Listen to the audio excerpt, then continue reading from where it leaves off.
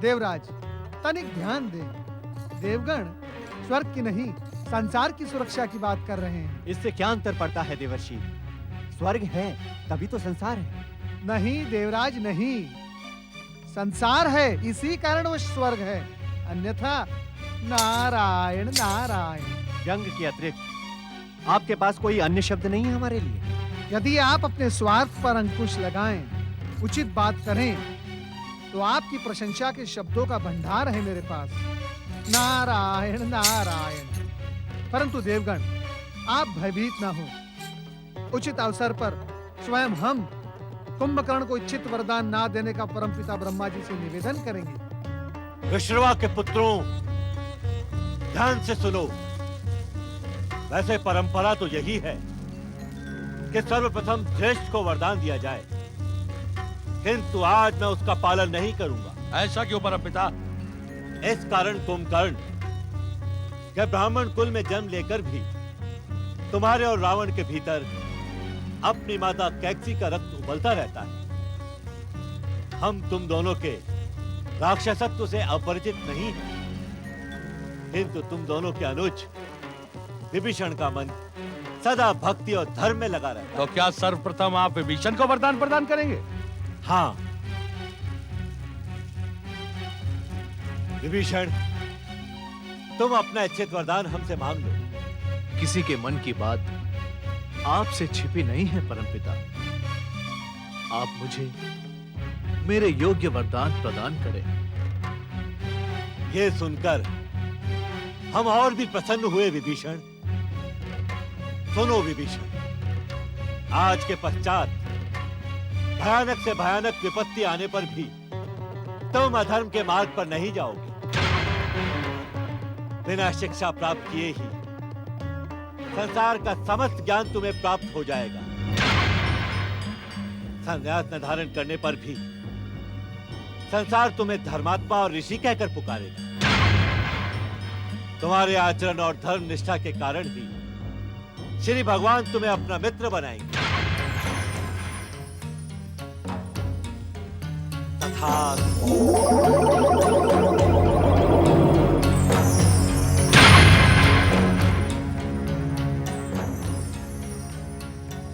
मुझे मेरा इच्छित वरदान प्रदान कर आपने मुझे धन्य कर दिया है परमपिता, धन्य कर दिया है।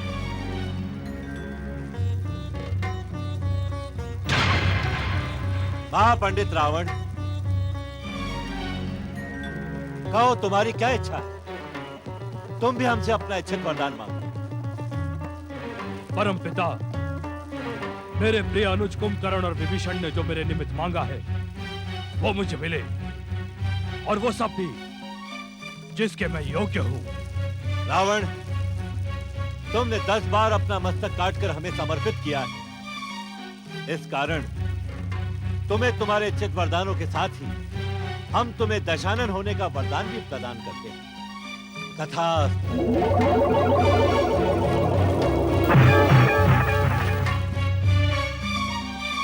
आपने इच्छित वरदान प्रदान कर मुझे धन्य कर दिया परमपिता। आपको शत शत प्रणाम।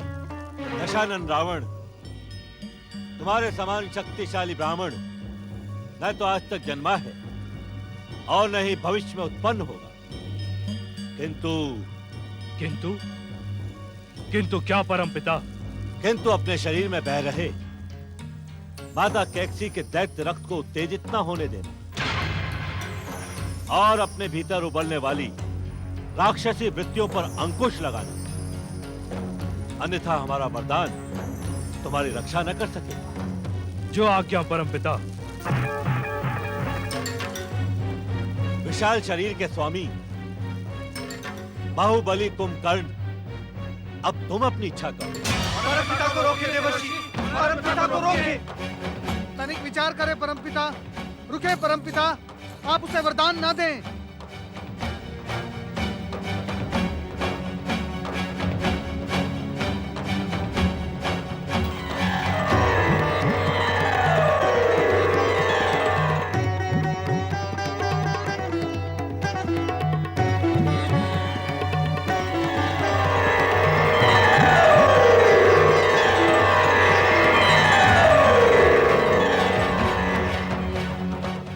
क्या बात है नारद? तुमने एक तपस्वी को वरदान देते समय बाधा क्यों उत्पन्न की? ये बाधा नहीं परमपिता, लोक कल्याण और संसार की रक्षा करना नारद का परम कर्तव्य है। अर्थात इस संसार का कोई भी रहस्य आपसे छिपा हुआ नहीं है परमपिता। भयानक शक्तियों से संपन्न कुंभकर्ण ने तीनों लोकों में बिना वरदान प्राप्त किए ही उत्पात मचा रखा है। हाँ परमपिता, एक बार भूख से व्यथित होकर ये दुष्ट स्वर्ग की 7 अप्सराओं को खा गया था। इतना ही नहीं परमपिता, इसने स्वर्ग के 10 सेवकों को अपना निवाला बना डाला। ये अब तक कितने मनुष्य और पशुओं को पचा गया है, ये कहना असंभव है परमपिता। इसे वरदान ना दे परमपिता, अन्यथा अनर्थ हो जाएगा। ये तीनों लोगों को खा जाएगा। परमपिता, आप इसे वरदान में सांसारिक मोह प्रदान करें। वाणी की अधिष्ठात्री देवी सरस्वती शीघ्र उपस्थित हो, शीघ्र उपस्थित हो, शीघ्र उपस्थित हो।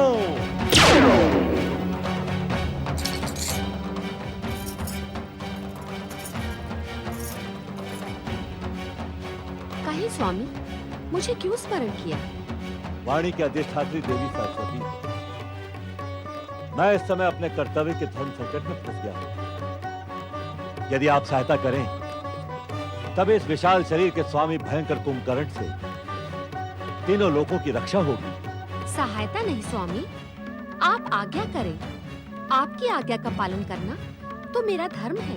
देवी सरस्वती, आप उस भयंकर राक्षस कुंभकर्ण की वाणी पर अंकुश लगाकर देवताओं और देवर्षि नारद के मनोकूल शब्दों का उच्चारण कराएं। जो आज्ञा स्वामी।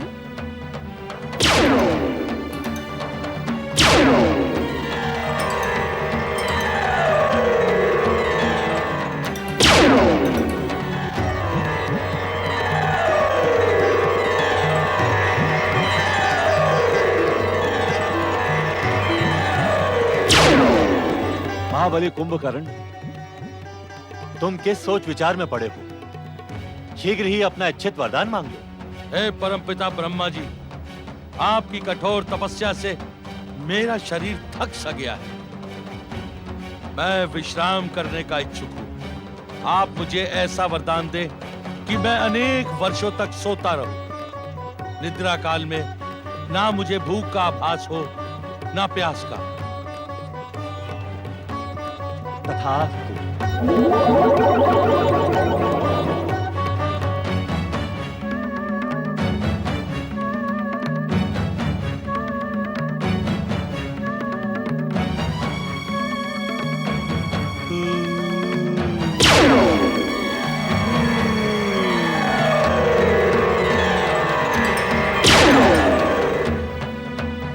विश्रवा के धर्मज्ञ और पराक्रमी पुत्रों, सुनो। जब तक तुम तीनों के मध्य स्नेह, प्रेम तथा मित्रता रहेगी, तब तक संसार की कोई भी शक्ति तुम्हें परास्त नहीं कर सकेगी। तुम सबका कल्याण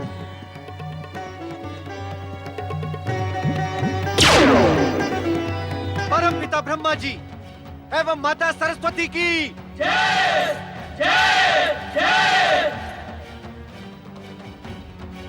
कुंभकर्ण, अरे तेरी मति मारी गई है क्या?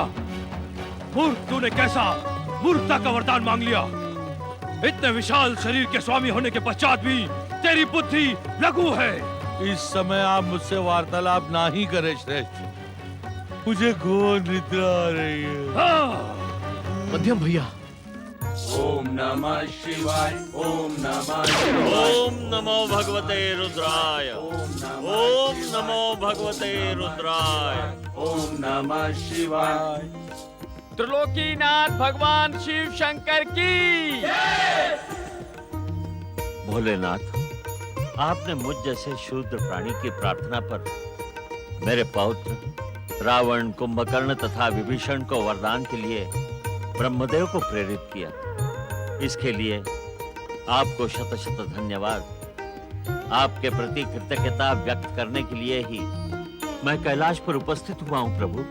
ब्रह्म ऋषि पुलत्स्य, ब्रह्मदेव ने आपके पौत्रों की कठिन परीक्षा लेकर ही उन्हें वरदान प्रदान किया है, किंतु अब उनकी पहले से भी अधिक कठिन परीक्षा प्रारंभ हुई। मैं कुछ समझा नहीं भोलेनाथ। ब्रह्म ऋषि पुलत्स्य, रावण, कुंभकर्ण तथा विभीषण ने जिन दायित्वों को प्राप्त कर लिया है, उनका निर्वाह करना अत्यंत कठिन है। स्वयं ब्रह्मदेव ने रावण को सावधान किया था कि वो अपनी दैत्य वृत्तियों को नियंत्रण में रखे, अन्यथा उसका जीवन संकट में पड़ जाएगा। विश्वास रखे भोलेनाथ, मैं समय समय पर रावण को सत्कर्म, सदाचार तथा संयम पर चलने की प्रेरणा प्रदान करने के साथ ही आपके आदेश का स्मरण भी करवाता रहूंगा। अब मुझे आज्ञा दे भोलेनाथ। प्रणाम। नारायण नारायण। हम जानते हैं नारद कि तुम्हारी जिज्ञासा ने आकार लेना प्रारंभ कर दिया है। सत्य है भोलेनाथ, रावण के विषय में सुनकर मेरी जिज्ञासा ने उसका भविष्य जानने के लिए उत्सुक होना प्रारंभ कर दिया है। रावण का भविष्य अत्यंत उज्जवल है नारद। वो पृथ्वी के समस्त 7 द्वीपों तथा ब्रह्मांड के अनेक ग्रहों को विजय कर सभी का अधिपति बनेगा, किंतु उसका मिथ्याभिमान, कुनीति का मार्ग तथा उसकी कुचेष्टा उसके विनाश का कारण बनेगी। भोलेनाथ, मैंने सदा देखा है कि प्रत्येक महाशक्ति संपन्न व्यक्ति को अहंकार का रोग लग जाता है। ऐसा क्यों प्रभु? जीवन में अहंकार भी एक परीक्षा है नारद। अर्थात जो व्यक्ति अपनी भक्ति, तपस्या तथा आराधना से महाशक्ति की कृपा प्राप्त कर लेता है, तो स्वयं विधाता अहंकार बनकर उसकी परीक्षा लेता है। नारायण नारायण। अर्थात आप स्वयं अहंकार को प्रेरित करते हैं? हाँ नारद, अहंकार हमारा ही अनुचर तथा दास है। हम ही अहंकार को अपने भक्तों की परीक्षा लेने के लिए प्रेरित करते हैं। ये आप क्या कह रहे हैं भोलेनाथ? हाँ नारद, जिस व्यक्ति को अहंकार का रोग लग जाता है, उसका संहार करने में हमें परम आनंद की प्राप्ति होती है। नारायण नारायण। तो क्या पुलत्स्य ऋषि के पौत्र रावण का भी? रावण के भविष्य में ग्रहण लगने में अभी समय शेष है नारद। उसके लिए अभी से अपनी नारदीय लीला प्रारंभ न करो।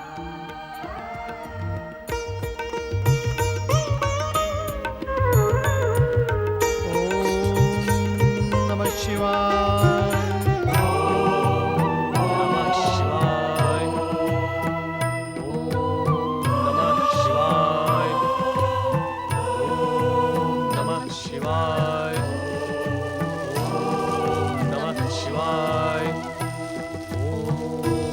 शिवाय।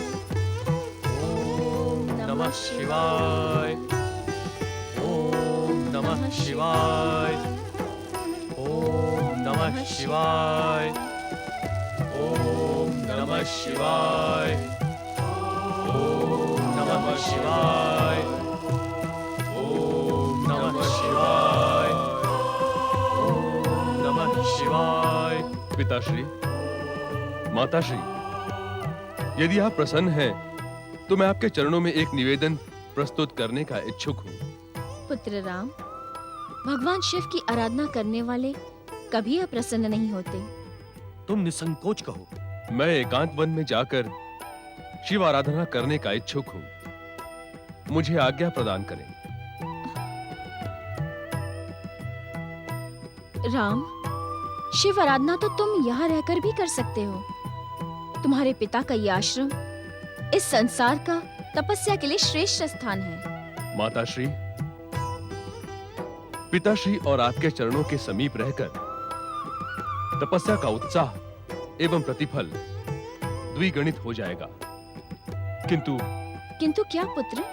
भगवान भोलेनाथ के संकेत से मेरे मन में कठोर तपस्या का भाव जागृत हुआ है। आप सभी की स्नेह छाया में संभवतः मैं भगवान भोलेनाथ की इच्छा को पूर्ण न कर सकूं। यही कारण है कि मैं वन जाने की अनुमति मांग रहा हूं। तुम्हारी प्रत्येक इच्छा का सम्मान करना हमारा धर्म है और उसी में हमारा तथा जगत का कल्याण निहित है। जो उचित हो तुम वही करो। हमारा हमारा आशीर्वाद आशीर्वाद तुम्हारे तुम्हारे साथ साथ है है पुत्र। पुत्र। प्रणाम।